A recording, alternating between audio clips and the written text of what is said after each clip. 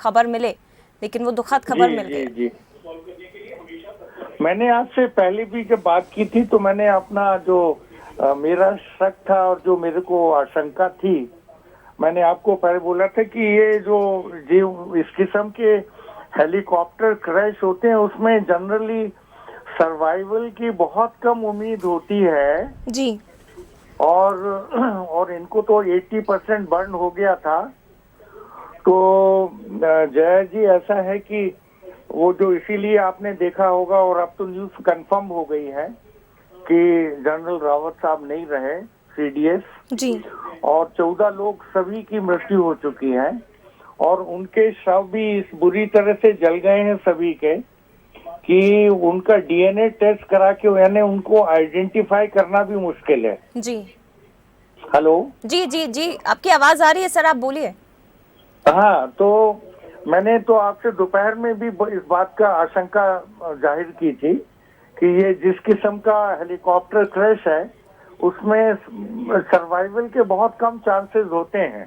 जी क्योंकि मैंने आपको पहले भी बताया था कि हमारे रिश्ते में हमारे साले साहब का बेटे का भी इसी ढंग से MI-17 में प्लेन हेलीकॉप्टर क्रैश अरुणाचल में हुआ था जी और कोई नहीं बचा था। जी इस बुरी तरह से आग लग जाती है कि बचने का सवाल ही नहीं उठता।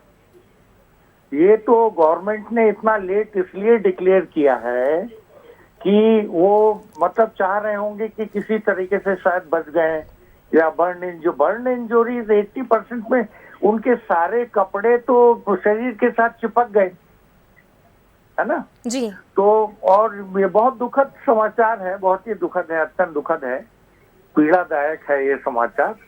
तो और मेरे से तो खैर बहुत जूनियर थे, मैं तो 1971 का कमीशन हूँ, जी 1971 की लड़ाई वाला हूँ मैं। जी और तो जनरल साहब ने तो 1978 में इंडियन मिलिट्री एकेडमी से पास आउट किया था।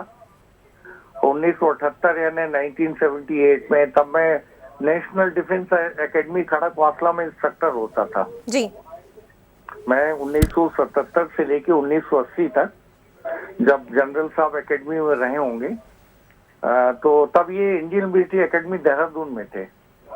और आज से 50 साल पहले मैं भी इंडियन मिलिट्री एकेडमी में था 1971 की जब लड़ाई। और आपको एक चीज बता दूं कि आज जैसे 7 दिसंबर है ना, तो 7 दिसंबर के दिन आज की तारीख में 50 साल पहले जी इंडिया और पाकिस्तान का और बांग्लादेश की फ्रीडम की लड़ाई चल रही थी। The war was on as on today 50 years बैक। ये बहुत कम लोगों को पता हो, या लोगों को याद तो है सबको, जी मगर पुराने सोल्जर्स इस चीज को बता सकते हैं जी जी कि 1971 में दिसंबर के दिन 4 दिसंबर 3 और 4 दिसंबर को पाकिस्तान ने इंडिया के ऊपर अटैक किया था। जी और अपनी सेना थी वो अपन लोग बांग्लादेश की लिबरेशन के लिए बांग्लादेश में को मुक्त कराने के लिए अपनी इंडियन आर्मी वहां मदद कर रही थी बांग्लादेशियों की सेना को। और आप सवाल पूछिए, मैं आपको उस चीज का जवाब देता जाऊंगा, क्योंकि मेरे पास तो एनसाइक्लोपीडिया है। जी दिलीप जी, और जिंदगी की बड़ी सुखद यादें हैं एक से एक। आप पूछते जाइए, मैं जवाब बिल्कुल। देता दिलीप जी, शरद द्विवेदी जी भी हमारे साथ जुड़े हुए हैं। शरद जी। जी दिलीप जी, बिल्कुल। पहले तो मैं आपको भी बहुत मन से प्रणाम करता हूं। आप लोग वो सेना नायक हैं। नमस्कार आपको। नमस्कार जी, नमस्कार सर, नमस्कार। और बहुत दुखद खबर है ये।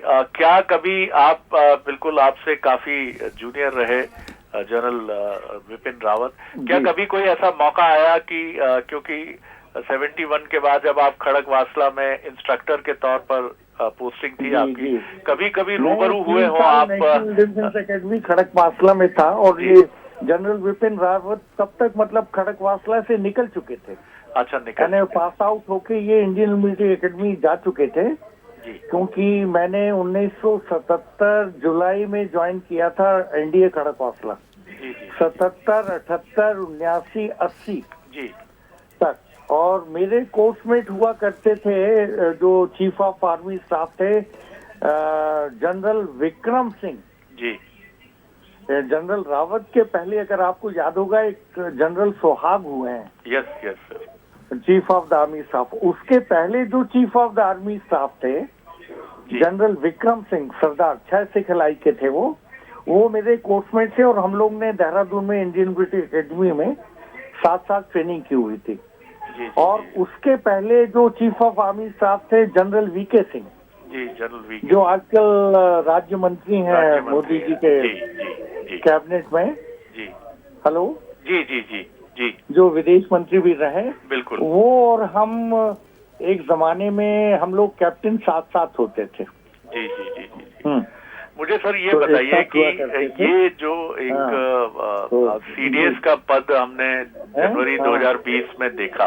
एक सेकंड, कोई मेहमान आ गए, त्रिवेदी जी 1-2 मिनट बाद बात करें। मैं बात करता हूं सर आपसे। जी जया, तो ये बहुत ही दुखद खबर है और एक सैन्य अधिकारी के पास यादों का खजाना किस तरह होता है, ये दिलीप अवस्थी जी से बात करके हम समझ सकते हैं। और देखिए, मेरी जितनी भी सैन्य अधिकारियों से बात हुई है, ये बहुत मृत्यु को साधना जिसको मैं कहूंगा आध्यात्मिक तौर पर, अगर हम देखें कि आप मृत्यु का भी स्वागत करते हैं, ये आप जब मृत्यु की आंखों में आंख डालकर खड़े हो जाते हैं तो आप मृत्यु का भी स्वागत करना सीख जाते हैं। और दिलीप अवस्थी जी से बात करके मैं उसी अनुभूति से गुजरा कि एक बेहद वरिष्ठ अधिकारी जिन्होंने हमें ये भी बताया कि इन्हीं दिनों में यानी 7-8 दिसंबर को भारतीय सेना बांग्लादेश की मुक्ति के लिए एक बड़े संग्राम के अभियान में जुटी थी और उसको सफल करके ही भारतीय सेना आगे बढ़ी। और दुनिया का शायद सबसे बड़ा आत्मसमर्पण था किसी देश की सेना का, जो पाकिस्तान ने भारतीय सेना के पास किया था। और करीब करीब 1 लाख सैन्य अधिकारियों और सेना के जवानों ने पाकिस्तान की भारतीय सेना के समक्ष आत्मसमर्पण किया था, जिसको अभी तक का मुझे लगता है कि वो ऑल टाइम एक रिकॉर्ड है दुनिया में कि इतना बड़ा आत्मसमर्पण किसी भी देश की सेना का भारत के सामने किसी दूसरे देश के सामने नहीं हुआ है। तो जिस तरह से दिलीप अवस्थी याद कर रहे थे इन चीजों को, उसमें आपने देखा होगा कि पीड़ा है, तकलीफ है, जो बहुत स्वाभाविक है, चाहे कर्नल जीडी बख्शी रहे हों या फिर दिलीप अवस्थी जी रहे हों। लेकिन मृत्यु से कोई झिझक, कोई उससे नैराश्य या उससे कोई पीड़ा से कोई अधिकारी नहीं गुजरता है। आंखों में आंसू होते हैं, चेहरा गम में डूब भी जाता है, लेकिन चरे वेटी, न दैन्यम न पलायनम, न दीनता दिखानी है और न पीछे हटना है, जो गीता में कृष्ण ने अर्जुन से कहा था। यही हमारी भारतीय सेना और इसके जाबाजों का ध्येय वाक्य है। हमारे बीच नहीं है सीडीएस विपिन रावत, लेकिन वो हमारे बीच हमेशा हैं और हमेशा रहेंगे। जय। बिल्कुल, हमारे बीच हमेशा रहेंगे और जहाँ भी होंगे शायद शरद जी, क्योंकि सभी आज उन्हें अपने शब्दों में याद कर रहे हैं।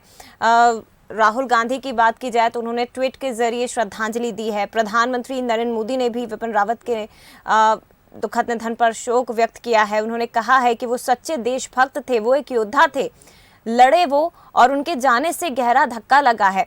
ये शायद शरद जी केवल प्रधानमंत्री मोदी ही नहीं बल्कि देश के हर एक नागरिक के ज़बान से, हर एक नागरिक के मुंह से, हर भारतीय के मुंह से ये शब्द ज़रूर निकल रहे होंगे।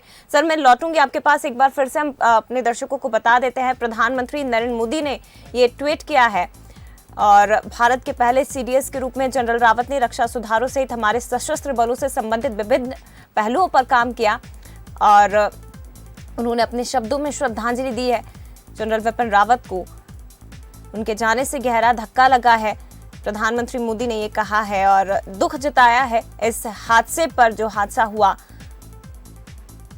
सच्चे देशभक्त थे सीडीएस जनरल विपिन रावत, उनकी मौत से गहरा दुख, एक धक्का लगा है उनका जाना। योगदान दिया सुरक्षा तंत्र के आधुनिकीकरण में, बहुत बड़ा योगदान जनरल विपिन रावत का। सामरिक मामलों पर उनकी अंतर्दृष्टि और दृष्टिकोण असाधारण थे। ये शब्द हैं प्रधानमंत्री नरेंद्र मोदी के, जिन्होंने ट्वीट किया है। वो अपने साथ सेना में सेवा करने का एक समृद्ध अनुभव लेकर आए। भारत उनकी असाधारण सेवा को कभी नहीं भूलेगा। रक्षा मंत्री राजनाथ सिंह ने भी ट्वीट किया है, लिखा है जनरल रावत ने असाधारण